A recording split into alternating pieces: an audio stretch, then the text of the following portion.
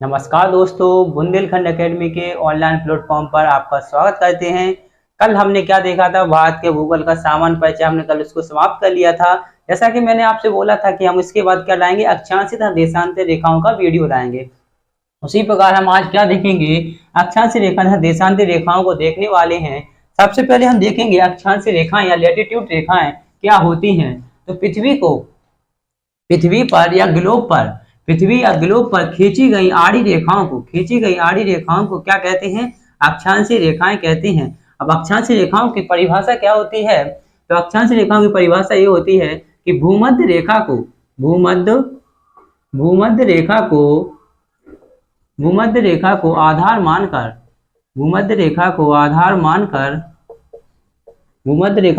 मानकर उत्तर से दक्षिण की ओर उत्तर से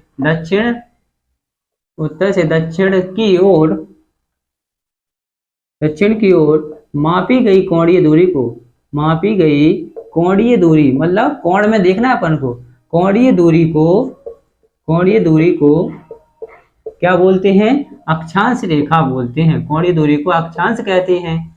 तो क्या बोला हमने, उत्तर से दक्षिण की ओर मापी गई कोणीय दूरी को क्या बोलती है, अक्षांशीय रेखाएं कहती हैं। अक्षांशीय रेखाएं क्या होती हैं, तो ये पृथ्वी के ग्लोब पर लेटी हुई या आड़ी रेखाएं खींची जाती हैं। अक्षांशीय रेखाएं को कहां से स्टार्ट होती है, तो ये बीच अक्षांश रेखा होती है 0 डिग्री, या इसी को भूमध्य रेखा कहते हैं। क्या कहते हैं, 0 डिग्री भूमध्य रेखा, या इसी को विषुवत रेखा कहते हैं। क्या कहते हैं, विषुवत रेखा।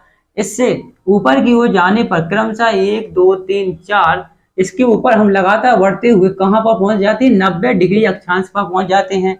90 डिग्री कोण ऊपर आता है और 90 डिग्री का कोण कहां बन जाता है, नीचे बन जाता है। तो इसी प्रकार हम 0 डिग्री से क्रमशः ऊपर जाने पर 23.5 डिग्री पर कौन सी रेखा आती है, तो 23.5 डिग्री पर कर्क रेखा आती है। कौन सी रेखा आती है, कर्क रेखा आती है।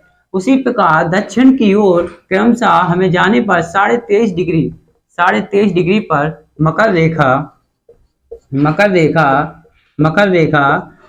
आती है। हमने 0 डिग्री से 1 2 3 4 5 गए, करते हुए कहां पहुंचे, 23.5 पर। उसको हमने कर्क रेखा बोल दिया। कर्क रेखा के बाद हम नहीं माने, हम बोले नहीं हम और ऊपर जाएंगे। तो ऊपर जाते जाते हम कहां पहुंचे, 66.5 डिग्री अक्षांश रेखा पर पहुंच गए, उत्तरी अक्षांश रेखा पर। तो उसको हमने क्या बोल दिया, उसको हमने बोला आर्कटिक वृत्त। क्या बोला, आर्कटिक वृत्त बोला। इसी प्रकार हम दक्षिण की ओर, कहां पर, दक्षिण की ओर क्रमशः हमें जाने पर 23 के बाद हमने 24 25 26 ऐसा क्रमशः आते हुए यहाँ भी हम 66.5 पहुंचे। 66.5 डिग्री यहाँ दक्षिणी अक्षांश आने पर हमने इसको क्या बोला, अंटार्कटिक वृत्त बोला। क्या बोला, अंटार्कटिक वृत्त बोला। तो आपसे क्वेश्चन पूछा जाता है कि 23.5 डिग्री पर उत्तरी अक्षांश पर कौन सी रेखा है, तो 23.5 डिग्री पर उत्तरी अक्षांश पर कर्क रेखा है। कौन सी रेखा है, कर्क रेखा है। और 23.5 डिग्री पर दक्षिणी अक्षांश पर कौन सी रेखा है, तो 23.5 डिग्री पर दक्षिणी अक्षांश पर हमारी मकर रेखा है। क्या है, मकर रेखा है। तो कौन सी रेखा देख ली हमने, कर्क रेखा देख ली। कल हमने आपको कर्क रेखा भारत के मध्य से भी गुजारा था, तो हम आज उसको भी देखेंगे। फिर हमने क्या देखा, मकर रेखा को भी देखा। अब हमने कर्क रेखा मकर रेखा देख ली। अब बोले सर जी आपने हमें रेखाएं बता दी, रेखाएं कितनी होती हैं ये भी बता दीजिए, क्योंकि आपने तो इसमें अभी 5 ही रेखाएं खींची हैं। क्या 5 ही रेखाएं होती हैं क्या, नहीं, ऐसा कुछ नहीं है। ग्लोब पर कितनी डिग्री, 0 से हमने स्टार्ट किया था। कहां से किया, 0 डिग्री मतलब भूमध्य रेखा से स्टार्ट किया था। और कहां तक ले गए थे, 90 डिग्री तक ले गए थे। क्रमशः हम ले गए थे कैसे, 1 2 3 50 60 70 80 और 80 के बाद यहाँ कहाँ गए थे, 90 तक गए थे। इसी प्रकार हम नीचे की ओर भी गए थे। नीचे भी हम 1 2 3 50 60 70 यहाँ भी हम कहाँ तक आए थे, 90 तक आए थे। तो हमने कहा कि अक्षांश रेखाओं की संख्या बता दीजिए। तो आपने कहा कि सर अक्षांश रेखाएं, आपने हमें ऊपर तक भी 90 बता दिया, नीचे भी 90 बता दिया। तो हमने इनका जोड़ कर दिया सीधी तरह से, लो 90 + 90 तो 180 हो गया। तो क्या सर 180 अक्षांश रेखाएं होती हैं, तो ऐसा कुछ नहीं है, क्योंकि जो बीच की जो दादाजी हैं, जो 0 डिग्री भूमध्य रेखा, इसको भी हमें यह जोड़ना पड़ेगा। तो कितनी हो जाएंगी? 90 + 1, तो कितनी? 181। अक्षांश रेखाएं पूछी जाए आपसे कि अक्षांश रेखाओं की संख्या कितनी होती है, अक्षांश रेखा की संख्या कितनी होती है, तो 181 होती है। अब आपसे पूछा जाए, नहीं आपसे अक्षांश पूछा जाए ओनली, क्या अक्षांश, सॉरी मैंने रेखा बोल दी, आपसे अक्षांश, क्योंकि हमने यहाँ तक आने पर हम 0 से जब 90 आए, तो अब जैसे हम आते गए नीचे, वैसे ही रेखाओं की क्या होती गई? लंबाई कम होती गई। बाद में क्या बचा? केवल बिंदु मात्र बचा, बिंदु नीचे बचा और बिंदु ही ऊपर बचा। तो हमने क्या कहा? अक्षांशों की संख्या कितनी होती है? 181 होती है। अब हमने कहा कि सर जी आपने अक्षांश बता दिया हमें, अब ये और बता दीजिए कि अक्षांश रेखाएं कितनी होती हैं। तो अक्षांश रेखाएं कितनी होती हैं अपनी? 179 होती हैं, 179। अब आपने फिर दिमाग खराब, अभी तो आपने हमें 90 ऊपर 90 नीचे और ये जोड़कर कितनी 181 करवा दी। अब आप बोल रहे हैं कि अक्षांश रेखाएं 179 होती हैं। तो 179 कैसे होती हैं? तो 179 आपकी इस प्रकार होती हैं कि हमने क्या कहा? अक्षांश रेखा की कहा, क्या कहा? रेखा कहा। और जब हम 0 डिग्री से नीचे आते हैं तो इनके क्या बन जाती है? 90 डिग्री वाला एकमात्र बिंदु बन जाता है। क्या बन जाता है? बिंदु। इसी प्रकार हम ऊपर भी जाते हैं तो ऊपर भी एक बिंदु बन जाता है। तो इन दो बिंदु को हम क्या गिनती नहीं है, क्योंकि ये क्या है? बिंदु हैं, दोनों क्या है? बिंदु हैं। तो बिंदुओं को अक्षांश रेखा में नहीं गिना जाएगा। इसी प्रकार अक्षांश रेखा कितनी हो गई? 179। 179 कैसे? कि टोटल हमने मिलाया था 90 ऊपर 90 ऊपर 90 ऊपर और 90 नीचे, तो 180 तो अपनी क्या हो गई थी? अक्षांश। और एक अपने ये तो कितने? 181 अक्षांश हो गए थे। 181 में से हमने एक बिंदु ए और एक बिंदु ए दोनों को हटा दिया, मतलब 181 में से हमने कितने? 2 हटा दिए, तो कितनी बची? 179। कितनी बची? 179 बची। इसी प्रकार अब हम पूछेंगे कि सर अक्षांशीय वृत्त बता दीजिए कि वृत्त कितने होते हैं। तो अक्षांशीय वृत्त कितने होते हैं? देखो ये अपना एक है, हमें पृथ्वी एक दर्पण से दिखा रही है। अगर हम इसे 3D में देखें तो पृथ्वी कैसी होती है? गोल होती है। कैसी? गोल। तो ये एक बारी अक्षांश रेखा ऐसी घूमते हुए फिर एक से मिल जाती है, ऐसी दूसरी मिल जाती है, ऐसी तीसरी मिल जाती है। तो अक्षांशीय वृत्त मतलब अपन ने क्या किया कि 0 डिग्री से नीचे आने पर 79 तक हमने इसको वृत्त माना। यहाँ से लेके यहाँ तक 79, वहां से लेकर ऊपर तक 79, तो हमने माना तो 79 कितने हो चुके हैं अपने? सॉरी यहाँ पर 89 तक आना था अपन को, क्योंकि 90 वाला जो था वो क्या था? एक बिंदु मात्र था, एक बिंदु मात्र था। तो इसको हमने केवल एक बार ही जोड़ा था। सो अक्षांश माना 181, अक्षांश रेखाएं 179 और अक्षांश वृत्त मतलब 179। दो अक्षांश रेखाएं आपस में मिलकर एक वृत्त का निर्माण करती हैं। क्या करती हैं? एक वृत्त का निर्माण करती हैं। क्या करेंगी? एक वृत्त का निर्माण करेंगी। तो जैसे हमने एक यहाँ से ले गए, एक अक्षांश रेखा यहाँ से एक घूम कर फिर आ गई, तो एक वृत्त का निर्माण कर लिया। एक अक्षांश रेखा ने घूम कर एक वृत्त का निर्माण किया। तो उसी प्रकार जितनी अक्षांश रेखाएं होंगी उतनी ही हमारे अक्षांश वृत्त होंगे। कितने होंगे? जितनी हमारी अक्षांश रेखाएं हैं उतनी ही अक्षांश वृत्त होने वाले हैं। तो हमने सबसे पहले देखा कि भूमध्य रेखा को आधार मानकर उत्तर से दक्षिण की ओर मापी गई कोणीय दूरी को अक्षांश रेखाएं कहते हैं। अक्षांश रेखाएं क्या होती हैं? पृथ्वी के ग्लोब पर खींची गई आड़ी रेखाओं को क्या कहती हैं? अक्षांश रेखाएं कहती हैं। अक्षांश रेखाएं, अब हमने 0 से स्टार्ट किया, ऊपर जाने पर 23.5 पर आया तो कर्क रेखा आ गई। इसी प्रकार दक्षिण में जाने पर 23.5 पर हमें मकर रेखा मिली।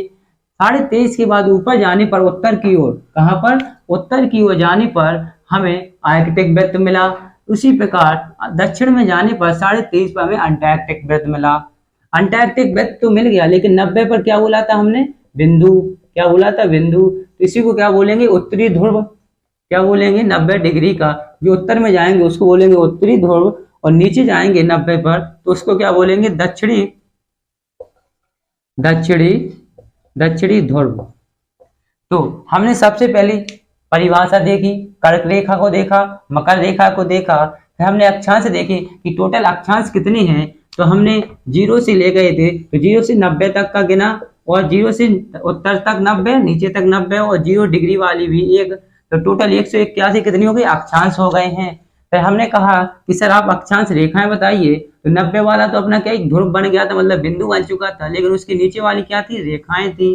नीचे वाली क्या थी, रेखाएं थी, नीचे वाली तो रेखाएं थी। तो हमने यहाँ तक 89 ऊपर, 89 नीचे और एक जीरो वाली है, तो 179 क्या होगी, अक्षांश रेखा है। अब एक अक्षांश रेखा घूमकर एक वृत्त का निर्माण कर रही है। इसी प्रकार सभी अक्षांश रेखाएं मिलकर एक वृत्त का निर्माण कर रही हैं। तो क्या हो गया, अक्षांश रेखाएं 179, अक्षांश वृत्त भी 179 हो जाते हैं।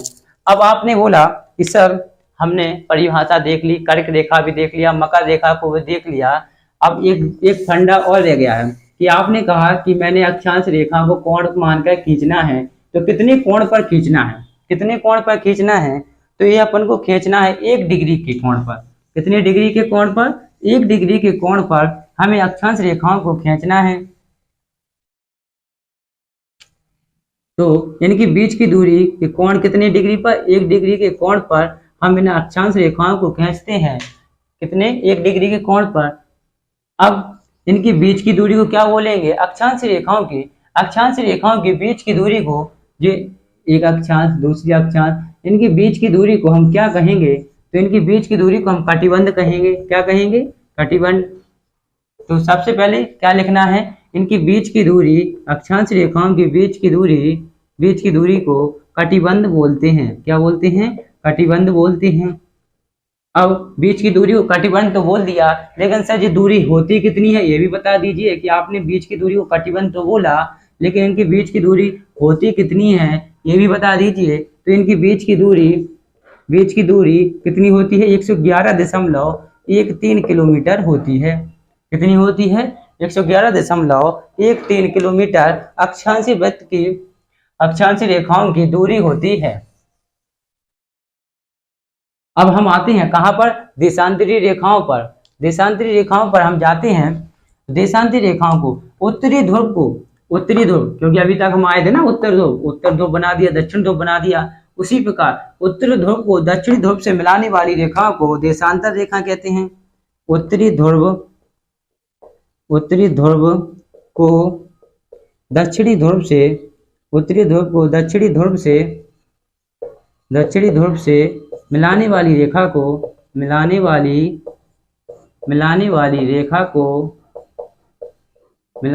रेखा को देशांतर रेखा कहते हैं। क्या कहते हैं, देशांतर रेखा कहते हैं। अभी हमने क्या, अक्षांश रेखाएं पढ़ ली। अक्षांश रेखाएं कितनी होती हैं, तो अक्षांश रेखाएं 179 होती हैं। सॉरी फिर रेखा बोल दिया। अब टोटल अक्षांश कितने होते हैं, तो अक्षांश होते हैं 181। अक्षांश रेखाएं कितनी होती हैं, तो अक्षांश रेखाएं होती हैं 179। अक्षांश वृत्त कितने होते हैं, तो अक्षांश वृत्त भी 179 होते हैं। इनकी बीच की दूरी कितनी, एक कोण पर खींची जाती है, तथा इनकी बीच की दूरी है कितनी, तो 111.13 किलोमीटर होती है। तथा इनकी बीच की दूरी को क्या कहते हैं, तो इनकी बीच की दूरी को कटिबंध कहते हैं। क्या कहते हैं, कटिबंध कहते हैं। तो ये अपना अक्षांश यहाँ समाप्त हो जाता है। अब उसी प्रकार हम नीचे और आते हैं तो क्या बोलते हैं, देशांतर। उत्तरी ध्रुव को दक्षिणी ध्रुव से मिलाने वाली रेखाओं को देशांतरी रेखाएं कहते हैं। अब देशांतरी रेखाओं की संख्या कितनी है तथा देशांतर कितने हैं, इनको भी हम देखते हैं। तो जिस प्रकार हमने 1 डिग्री पर अक्षांश रेखा को खींचा गया, उसी प्रकार 1 डिग्री के कोण पर दक्षिणी 1 डिग्री कोण पर देशांतर रेखा को भी खींचा गया है। देशांतर रेखा को भी खींचा गया है तथा इनकी बीच की दूरी, देशांतर रेखाओं की बीच की दूरी कितनी होती है, 111.32 किलोमीटर होती है।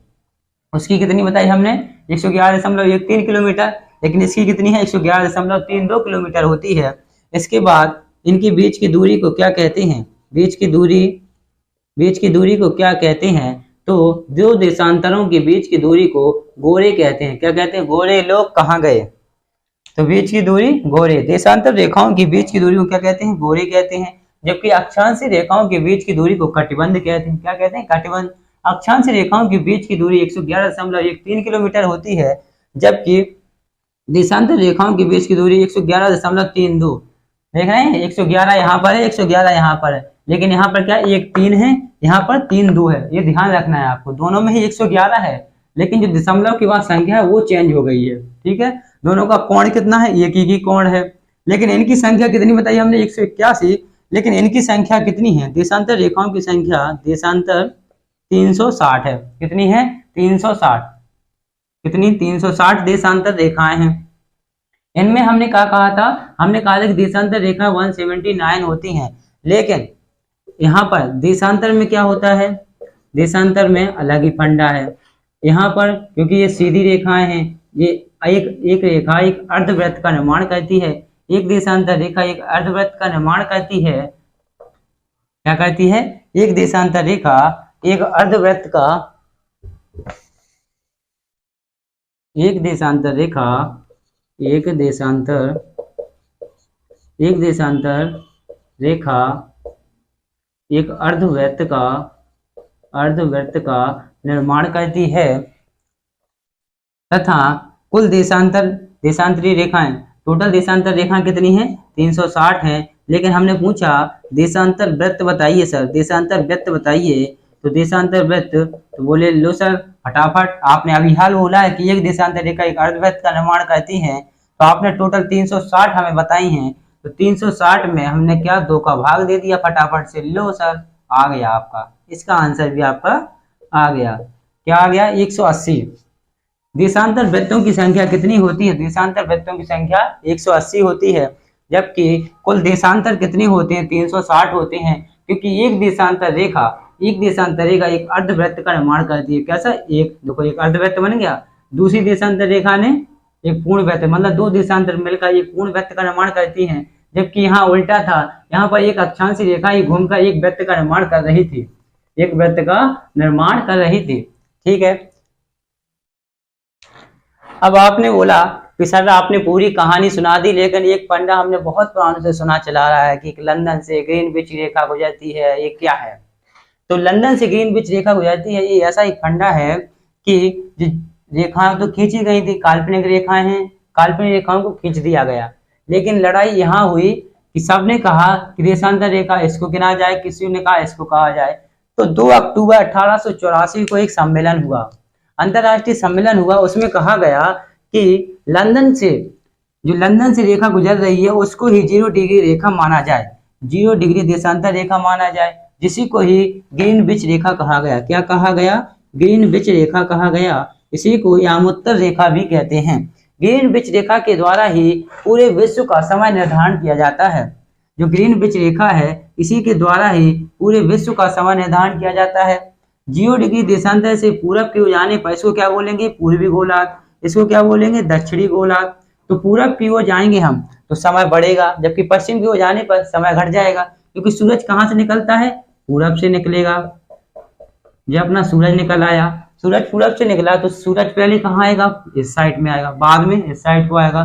तो हमने अभी कल पढ़ा था कि भारत की मानक समय रेखा 5.5 घंटे आगे है ग्रीनविच से, बोला था ना हमने कि ग्रीनविच से भारत की मानक समय रेखा 5.5 घंटे आगे है, लेकिन आपने ये नहीं पूछा कि सर ग्रीनविच रेखा कहाँ पर है। तो जो अभी हमने लंदन से 0 डिग्री देशांतर रेखा खींचा है, इसी को ही ग्रीनविच रेखा कहते हैं और इसी को ही यामोत्तर रेखा कहते हैं। इससे आगे जाने पर हमें क्या मिलती है, 82.5 डिग्री देशांतर रेखा मिलती है, 82.5 डिग्री देशांतर रेखा, 82.5 डिग्री देशांतर रेखा मिलती है, जिसके द्वारा भारत का समय निर्धारण किया जाता है। अब हमने 82.5 डिग्री देशांतर रेखा को यहाँ खींच दिया, जी अपनी कौन सी हो गई, 0 डिग्री देशांतर रेखा। इसके आगे गए तो 82.5 डिग्री पूर्वी देशांतर, आपसे बोला था ना यहाँ पर क्या है पूरब, यहाँ पर क्या है पश्चिम, और आप जब अक्षांशों में जाएंगे तो यहाँ ऊपर उत्तर और यहाँ नीचे दक्षिण, तो क्या आ जाएगा, उत्तर मतलब ऊपर है उत्तर, इस साइड है तो पूर्वी, उत्तर पूर्वी देशांतर रेखा, उत्तर पूर्वी देशांतर रेखा 82.5 डिग्री, कितनी, 82.5 डिग्री पर हमारे भारत का मानक समय निर्धारण किया जाता है। अब हमने ये बोला था कि 0 डिग्री देशांतर रेखा से हमारी भारतीय मानक समय रेखा जो 82.5 डिग्री पर है वो 5.5 घंटे, कितने, 5.5 घंटे आगे है। 5.5 घंटे आगे है। अब 5.5 घंटे आगे किस प्रकार है ये हमको देखना है। 5.5 घंटे आगे कैसे है, तो हमने अभी क्या कहा कि हमने जो अक्षांश रेखाएं खींची हैं, देशांतर रेखाएं खींची हैं, वो एक कोण पर खींची है। कितने? एक कोण पर, मतलब देशांतर रेखा हमने एक कोण रखा, चांदा रखा, मतलब ऐसा खींची गई। तो सबने को हमने यहाँ से एक कोण से खींचते हुए ऐसा घुमा दिया, यहाँ से ऊपर से नीचे एक कोण पर जिनको खींचा गया है। तो एक कोण पर 1 डिग्री बराबर 4 मिनट आता है। क्या आता है? 4 मिनट आता है। तो इसी प्रकार हमने क्या किया, गुणा कर दिया। 82 में 4 का गुणा कर दीजिए तो आपको क्या आ जाएगा, 5 घंटे, 5.5 घंटे। 1 डिग्री में 4 मिनट हो रहा है, तो 15 डिग्री में कितना हो जाएगा, 60 मिनट हो जाएगा। कितना हो जाएगा? 60 मिनट हो जाएगा। तो आप इस उसी प्रकार आप अपना हिसाब लगा लीजिए। 82.5 डिग्री, 82.5 डिग्री में 4 का गुणा कर दीजिए तो आपको 5.5 घंटे, 5.5 घंटे हमारा मानक समय ग्रीनविच की, मतलब जो अंतरराष्ट्रीय समय है, अंतरराष्ट्रीय समय रेखा ग्रीनविच रेखा, उससे हम 5.5 घंटे आगे हैं। कितनी है? 5.5 घंटे आगे हैं। तो हमने समय रेखा बता दिया। हाँ, हमने आपको कर्क रेखा भी बताया था कि कर्क रेखा है, कौन सी रेखा? कर्क रेखा, जो भारत के मध्य से गुजरती है। इसके द्वारा क्या मौसम का निर्धारण किया जाता है?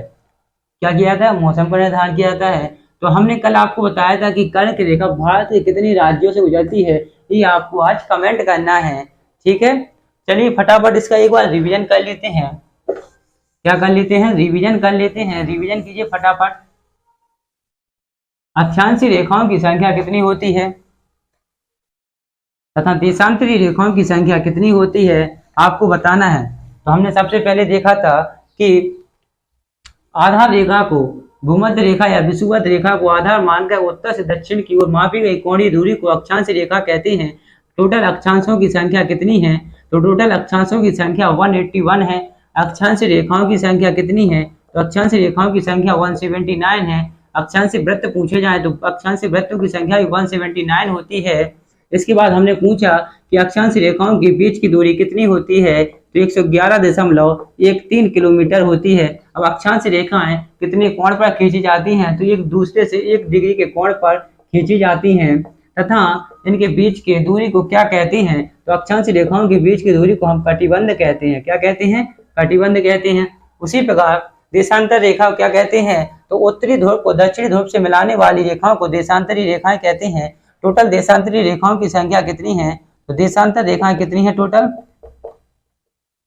360 हैं। हम पूछते हैं कि सर देशांतर वृत्त कितने होते हैं, तो 180 होते हैं। और इनकी बीच की दूरी, इन्हें देशांतर रेखाओं को कितने कोण पर खींचा गया है, तो 1 डिग्री के कोण पर खींचा गया है तथा इनकी बीच की दूरी को गोरे कहते हैं। क्या कहते हैं? गोरे कहते हैं। तथा इनकी बीच की दूरी कितने किलोमीटर है, तो इनकी बीच की दूरी 111.32 किलोमीटर है। कितनी है? 32 किलोमीटर है। ये हमने आज का रिवीजन कर लिया है। कल से हम आएंगे, चट्टानों को देखेंगे, भारत की चट्टानों को पढ़ेंगे।